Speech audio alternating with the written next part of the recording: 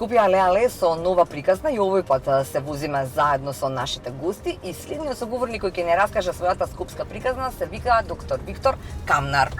Здраво. Здраво. Добри ли сте? Одличен. Ви се луши стварно кога се вози друг? Ако седам позади, да. Не секогаш. Потргна така. И сега, во ова електрично, во што е безчујно, вакво, такво, онакво, ви се лоши? Во моментов не, се надевам нема и у наредните 35-40 минути. Добро, добро, значи топ, добро. Во кисела вода и не би ја замениле за ништо? Никогаш. Зошто? Што е толку волшебно во таа кисела вода? За мене е волшебно и веројатно за таа генерација која што растевме таму, веќе сепак ние. Тоа е населбата во која што ја поминавме нашата младост, нашето волшебно детство. И предпоставувам дека се спомените опрашен сега. Може би малку и носталгијата, веќе сепак таа е многу важна во овој момент. Во овој момент или во овој период на живеачка, која што можам да кажам дека на некој начин е некаква форма на зрелост. Каде бевме лоцирани? Во близина на основното училиште Невена Гергиева Донја. Тоа е практично тој дел каде што ја го поминав основното образование со моето друштво од детство, со кое што до ден денеска сум заедно. А па тоа тоа. Кажете некои имиња? Имиња? Да. Па да. Ние сме една група од 7 другари од основно училиште. Како можно тоа? Ја не сум слушала. Да, имаме некои специфичности во тоа. За жал, од сите кои што сме заедно во тој период, само двајца сме во Македонија, другите се селени надвор од Македонија, меѓутоа, да не кажам, сме секојдневно во некаква форма на контакт, дали преку некои пораки, дали се слушаме и така натаму. Прв кој што ќе го споменам, тоа е Даниел Богданов, мојот најдобар другар од детство, воедно и кум. Има еден интересен факт врска со нас двајца, со тоа што мојот син се вика Даниел, а неговиот се вика Виктор. Тоа е еден договор што го направивме како деца и го испоштувавме до крај. Наставно испочитувано тоа што е договорено на некој си можеби 2-13 години или колку и да имавме. Не може точно да се дека бевте најдобри другари и си ветивте кога ќе имам син, ако имам ќе го крстам Даниел, односно ти ќе го крстиш Виктор. Значи првиот, ако имам нели син јас, добра, прв ќе се вика Даниел, ако они првиот син ќе се вика Виктор, кај него беше синот. Прв се роди, се вика Виктор, мојот подоцна, после ќерка ми и се вика Даниел. Ама пак се вика Даниел. Да, апсолутно, се задржа тоа. Супер. Вториот е Евгени Најдов, тој е кумот на мојот кум, ние сме така изврзани сте веќе, добро. Двајцата се надвор, Даниел живее во Франкфурт. Има собствена фирма, одлично функционира, семејно е таму стациониран. А вториот е Евгени Најдов, е во Вашингтон DC, дел на Светска банка. Да не кажам, најголемиот дел од неговата кариера пројде секаде по светот, Азија, Америка и така. Пред еден месец и половина се видовме во Вашингтон, емоции на сите страни и така. Дечки од кисела вода. Да, дечки од кисела вода кога се гледаат во Вашингтон, што се кажува? Па тоа почна многу интересно. Јас му пишав еден или два дена пред да одам дека ќе стигнам, не му беше, викам ќе дојдам до. Не му е верно. Да, до DC, вика сигурен си ова, да не ми откажеш. Не, викам, се беше договорено. Да. Така да се почна на интернационалниот аеродром во DC. Таму се видовме, дружевме, колку што имаше време да се дружиме, разговори бескрајни. Во секој случај поврзани со многу емоции, со многу филозофии и така. Враќање наназад, живење во сегашноста, сега планирање за нешто во иднината и така. Супер. Кисела вода, потоа каде? Кисела вода па центар. Тука де Бармало. Не, медицинско беше средно, така изборот или не? Да. Добро. Тоа има никаква врска со некои ваши корени, со што има врска? Обично така се поврзува, веројатно толку знаев. Како ја засакавте, медите? Веројатно толку знаев тогаш. Зошто? Па толку знаев. Кога сега би бирале, што би избрала? Па истото повторно. Па тогаш што е тоа? Па не ме прашавте зошто, толку знаев ја, многу малку знаев. Едноставно од тоа што го знаев, имав неколку опции кои што ги размислував. Филмоман сум тежок, обожавав режија. Тоа ми беше една од опциите и втора од опциите ми беше медицината. Добро. Во мојата глава, веќе ја и како дете не сум дозволувал многу да ми се влијае што, како, зашто. А ви влијае, а проба да ви влијаат нешто друго да изберат? Никогаш. Никогаш. Практично за се што сум направил, сум одлучил сам. Сега, колку пати кога се навраќам на нас да сум погрешил или не сум погрешил, повторно можам сам на себе да се лутам, само на никого друг. Така е, зашто таму сте виновен за својот избор. Така е. И тие 4 години беше средно медицинско училиште. Тоа време беа насочени во најголем дел училиштава. Имаше и гимназии нормално, меѓутоа најголемиот дел насочен. Потоа се смени тој систем и така. Добро, и како? Медицина има нешто за раскажување? Кога избравте? Кога се на специјализација дури бираш или бираш потоа на факултет? Како се прави? Како иде принципот? Прво одиш на факултет, тоа е општа медицина. Општа медицина, така е, па потоа? Потоа продолжува тој концепт на бирање на специјализација. 6 години медицински факултет, 2 години во тој период беше практично дел на стаж, дел на волонтирање по дел на институциите, да се пронаоѓаш сам себе каде сакаш и што сакаш да работиш и потоа одбрав ортопедската хирургија и така до ден денеска сум во неа. Зошто баш неа? Што ве привлече? Искрен да бидам, без разлика што најголемиот дел од барем до тога животот го имав поминато со човек кој што се занимаваше секојдневно со тоа, кој што него ни носеше на, да не кажам, на астал дома никогаш и не знаев што е конкретно, се заљубив на прва. И тука имав еден огромен проблем, бидејќи наместо да имам подршка, јас напротив ја немав. Од дома?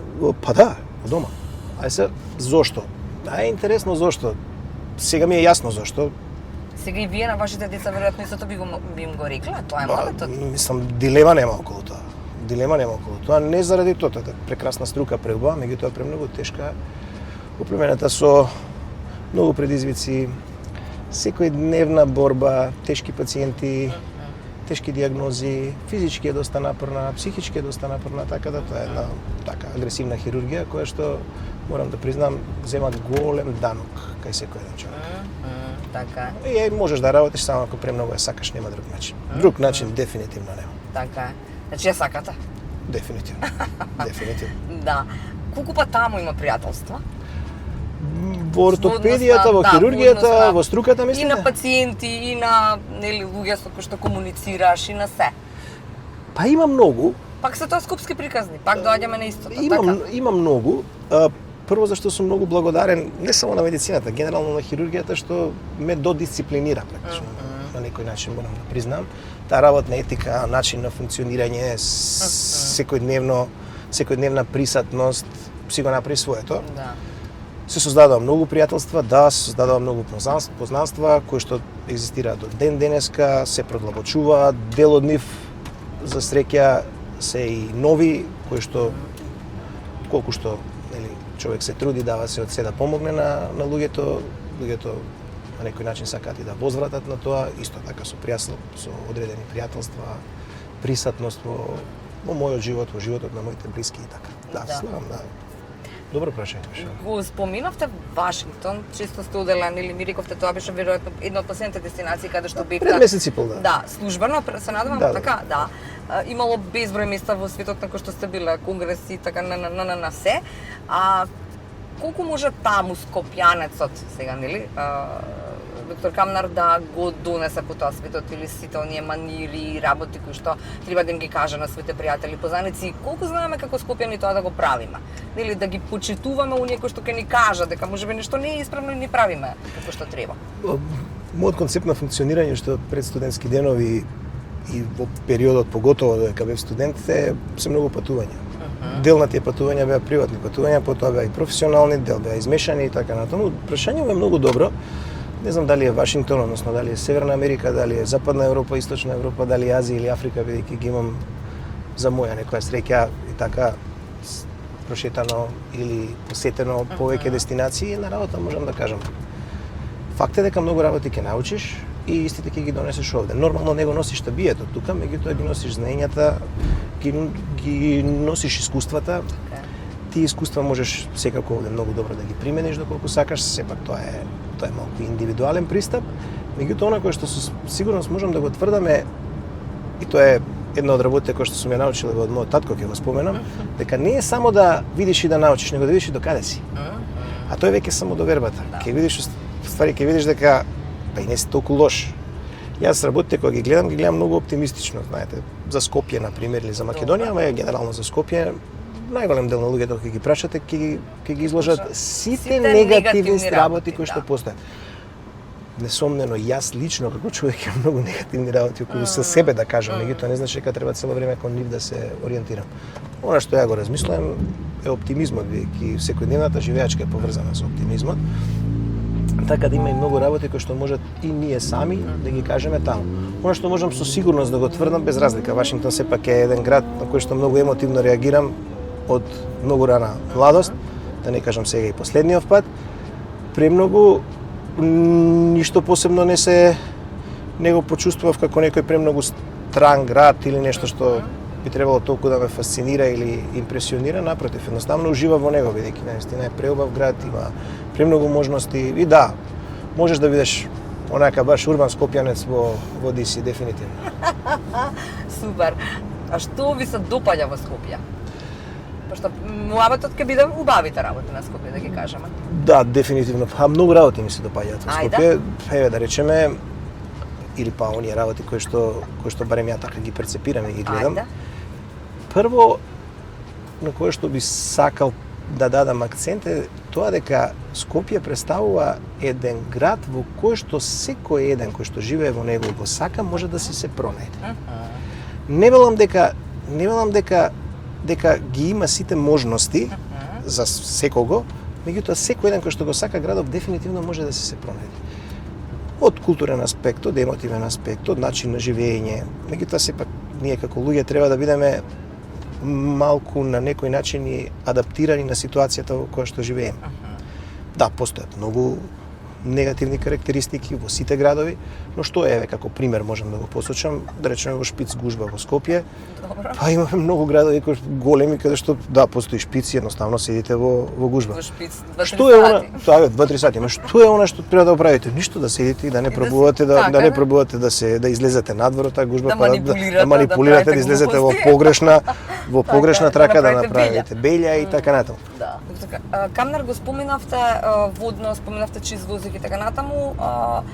Ова е едно возило кое што не испушта нели CO2 и сите работи кои што се лоши за воздухот генерално.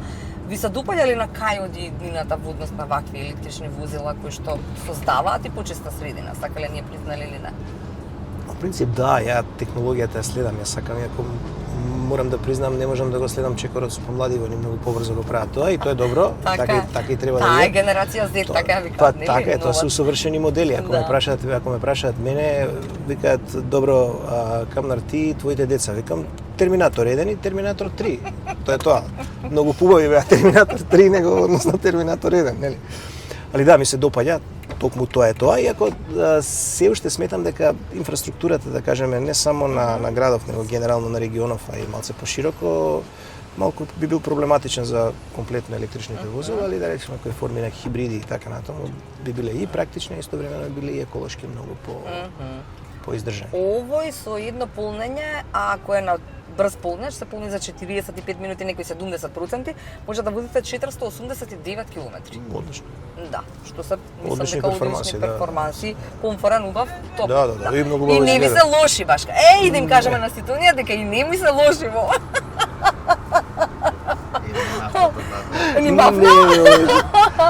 Да, сега, одиме на оној дел за кој што зборувавме, значи доктор Камнар е само една година помал од мене, да, јас сум постарата во оваа комбинација. Кој би рекол? Благодарам, ама така.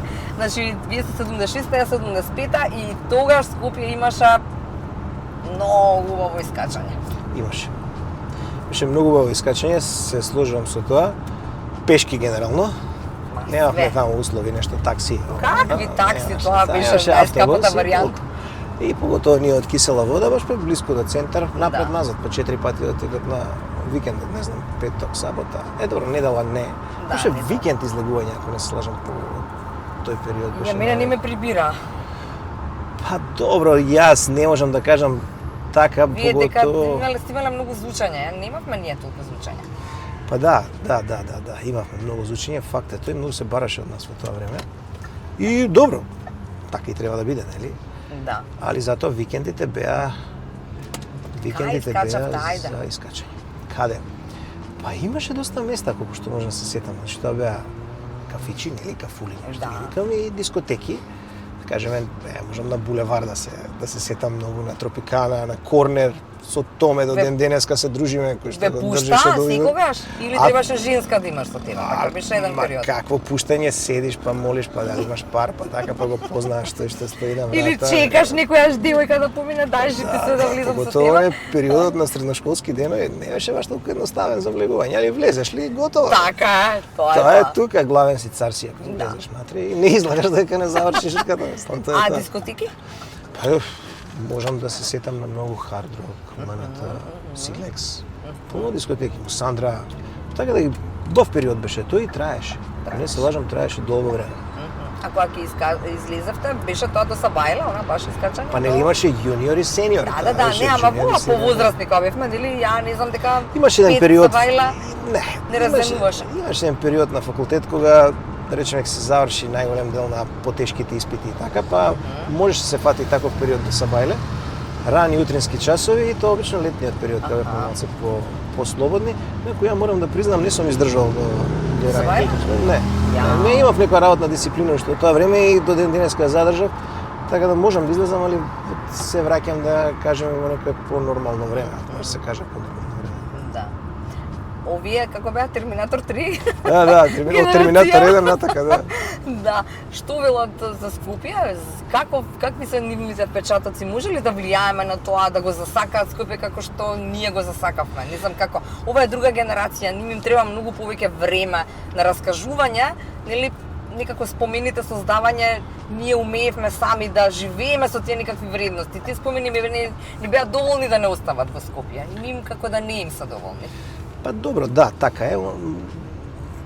Дефинитивно кога си го право за тоа, меѓутоа од друга страна, барем ја што го имам моето лично искуство, имам керка 22 години, во разговор со неа или во разговор со незиното друштво со кое што знам од време на време така да се погодам и да поразговараме, приметувам еден многу интересен факт. Они се малце зрели и за годините се малце повеќе зрели него што ја очекувам, што се одлични соговорници. Тоа е првата работа. Одлично ги воочуваат сите недостатоци кои што постојат и морам да признам дека се на некој начин, да употребам термин локал патриоти, значи си го сакаат градот. Добра. Дефинитивно си го сакаат градот. Сега во зависност од какви можности ќе им се понудат, бидејќи сепак светот многу се отвори, можностите се сменија од времето кога ние растевме, значи немаше тие социјални медиуми, немаше таа брза комуникација, интернетот дојде доста доцна, барем ние кога бевме активни, така да они ги имаат можностите малку поблиску до себе. И затоа бараат да видат порано, да проценат и така натаму. Јас, тоа е дел на мојата филозофија на живење, дека каменот тежи на собственото место највеќе. Уште 100 пати се родам, веројатно би останал во Скопје да живеам, како што кажав, може еден убав скопјанец многу убаво да функционира и во Вашингтон ДС, може и во Брисел, може и во Лондон, било каде. Али најубаво е кога ќе се врати дома. Имаш една мисла интересна, скоро ја прочитав, мада ја знам од порано, Роберт Де Ниро, он е роден во Њујорк, нели?